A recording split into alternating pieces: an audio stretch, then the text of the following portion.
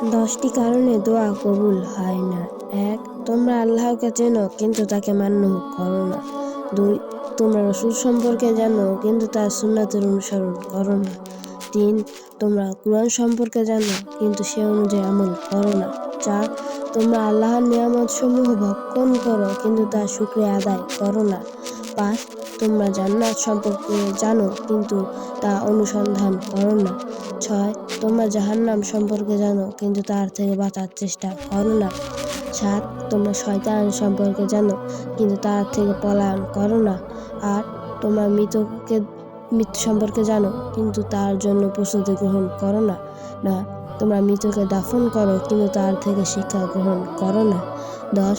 তোমরা নিজেদের দোষ চর্চা ভুলে গিয়েছো কিন্তু মানুষের দোষ চর্চায় ব্যস্ত রয়েছো।